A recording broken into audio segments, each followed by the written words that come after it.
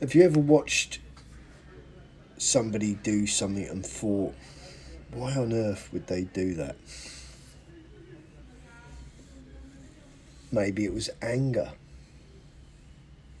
Maybe it was withdrawal.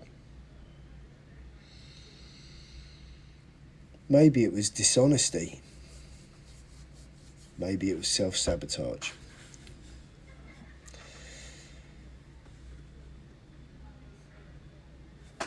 Maybe it was somebody repeatedly making the same mistakes over and over again.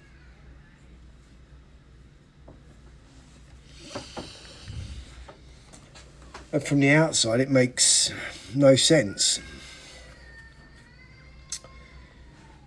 You look at the behaviour, you judge the behaviour, you react to the behaviour. But what if the behaviour isn't actually the thing you're looking at? What if the behaviour is the result of something else entirely? Because one of the biggest mistakes people make when trying to understand human beings is believing behaviour exists on its own. It doesn't.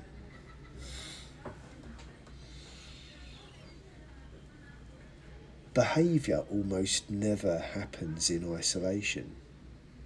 It emerges from something. And if you only look at what somebody else is doing without understanding what sits underneath it, you're often looking at the final chapter instead of the whole story.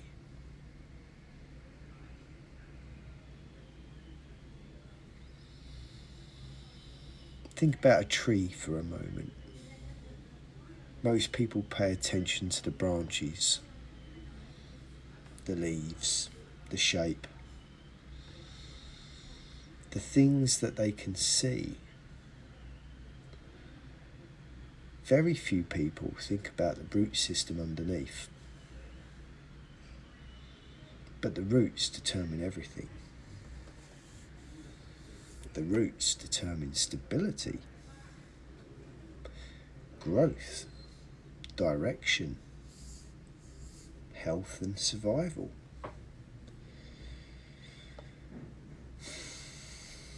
Ironic, not ironic? Human behaviour works in a very similar way. The behaviour is visible. The roots usually aren't. And yet the roots are often where the explanation lives.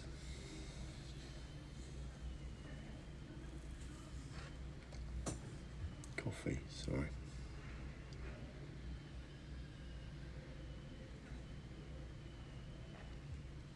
Take confidence. Most people assume confidence is a personality trait.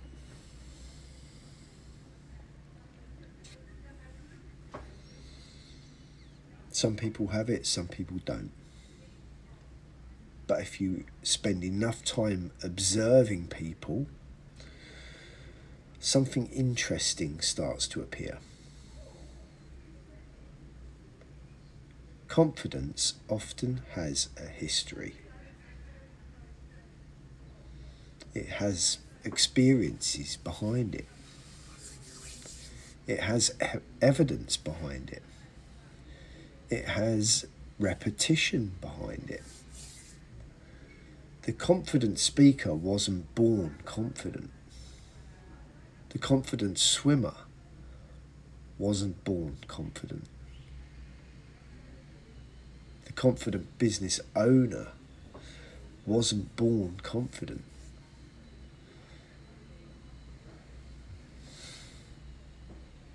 At some point, they accumulated enough experience to create certainty. And certainty often expresses itself as confidence. The behaviour you see today is connected to thousands of moments that came before it.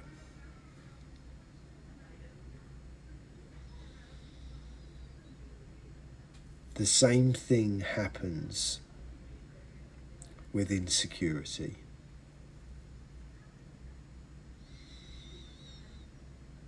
People often judge insecurity harshly.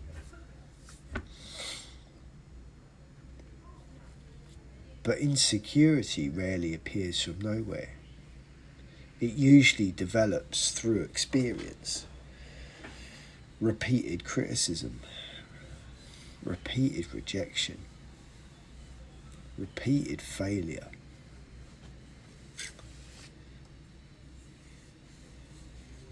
Repeated comparison.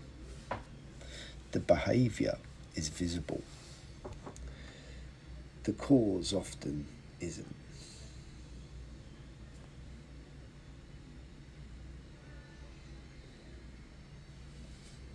One of the most fascinating things about observing people is realising that two individuals can display exactly the same behaviour for completely different reasons. Imagine two people walking into a room and staying quiet. From the outside, identical behaviour, but underneath, entirely different stories. One person might be shy. Another may be deeply observant. One may feel anxious.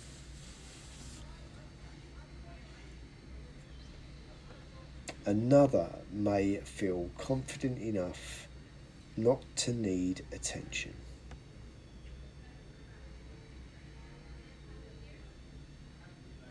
One may feel rejected. Another may simply be tired. Same behaviour. Different roots. Different causes. Different realities.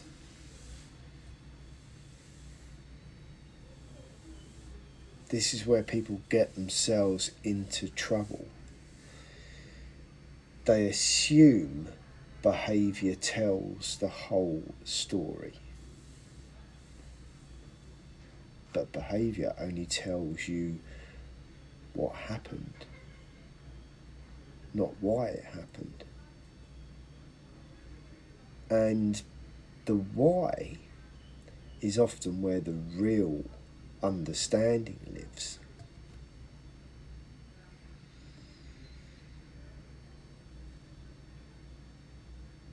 As I've gotten older, one of the biggest shifts I've noticed is that I spend less time asking, what is this person doing? And much more time asking, what might be driving this? That single question changes everything, because it moves you from reaction to observation. It moves you from judgment to curiosity. And curiosity tends to reveal things that judgment never will.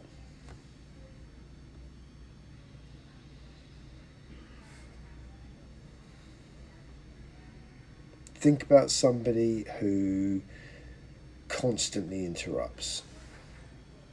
At first glance, it can look rude.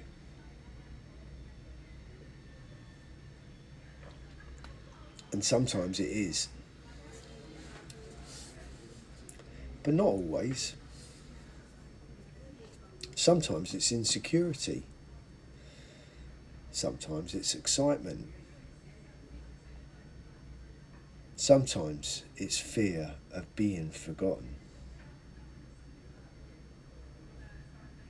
Sometimes it's a lifetime of competing to be heard.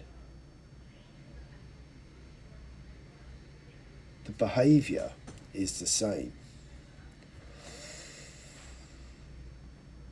The cause may be completely different.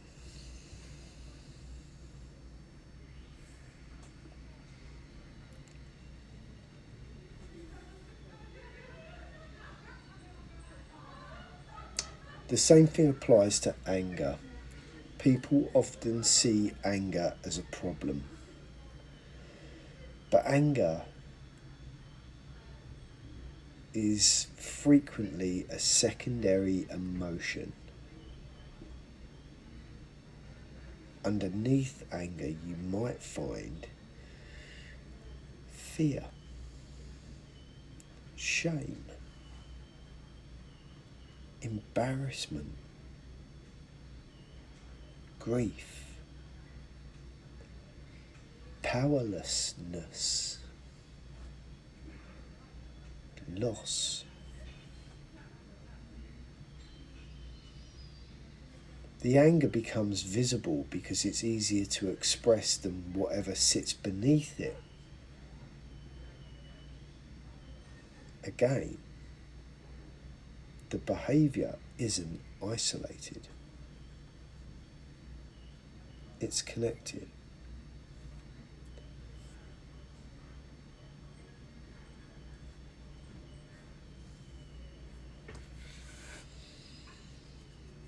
This becomes even more obvious when you start looking at environments, because behaviour doesn't just emerge from experience.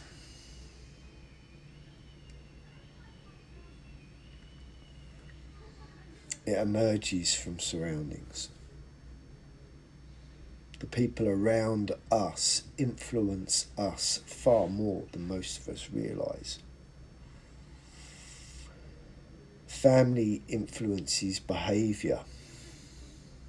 Workplaces influence behaviour. Friendship groups influence behaviour. Broader scale communities influence behaviour. Entire cultures influence behaviour. You see, people often believe they're acting independently. In reality, human beings absorb far more from their environment than they realise.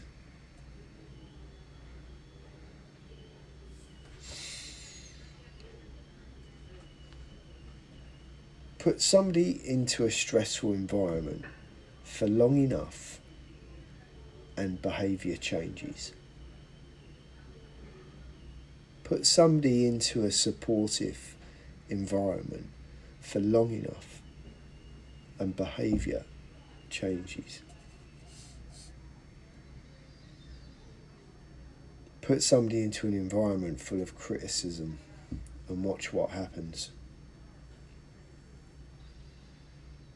And put somebody into an environment full of encouragement and watch what happens. The person may be exactly the same. The environment isn't. And the behaviour begins to shift accordingly.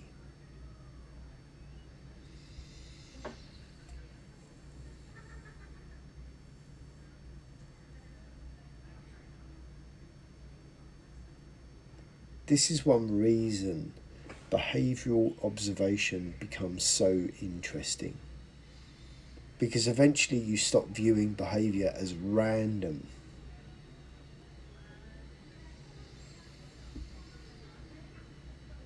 You start seeing patterns.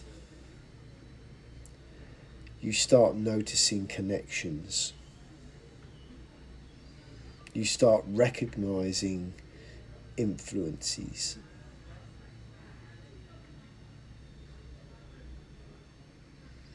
And suddenly people become much easier to understand. Not because they're simple,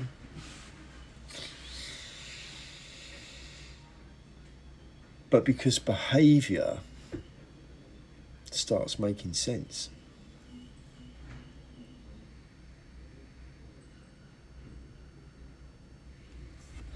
When people lie repeatedly, there's usually something underneath. When people avoid repeatedly, there's usually something underneath. And when people seek attention repeatedly, there's usually something underneath. And you know, when people withdraw repeatedly, there's usually something underneath.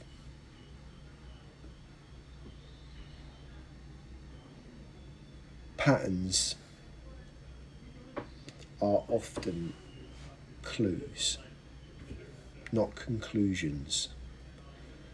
And that's an important distinction.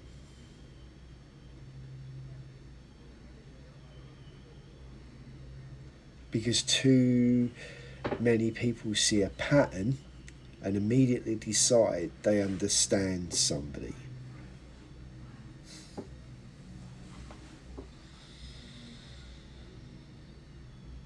Observation says there's a pattern here.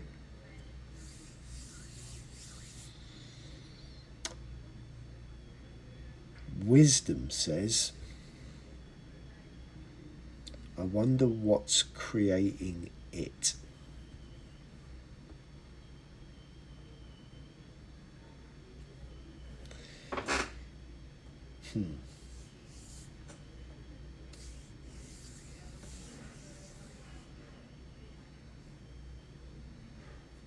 The people who become exceptionally good at understanding human behaviour tend to develop this habit. They become less interested in judging outcomes.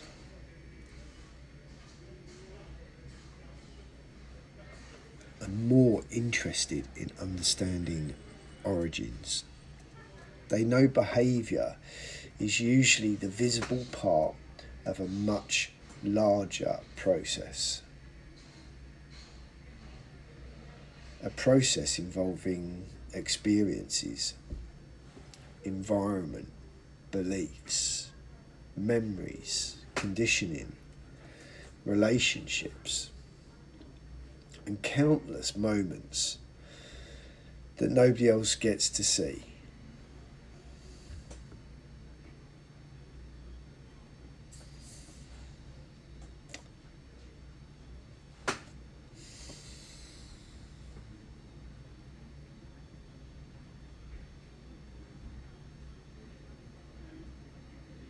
So perhaps the next time you find yourself looking at somebody's behaviour and feeling confused, frustrated, or even annoyed, pause and ask a different question. Not what's wrong with this person, but rather what might be influencing this behaviour.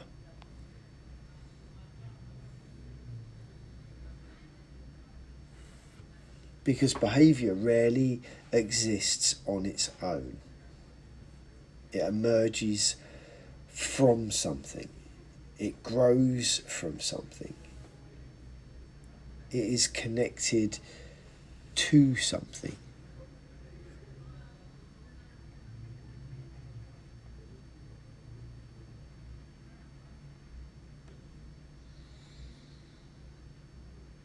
And the moment you start looking for those connections, human beings become a lot easier to understand. Not because people get simpler, but because your observation gets deeper.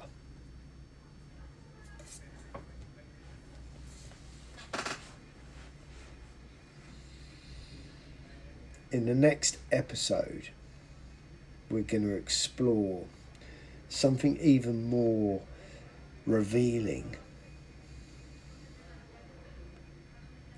Why the patterns people repeat often tell you more than words they speak. And once you see those patterns clearly, you start seeing human behaviour in an entirely different way.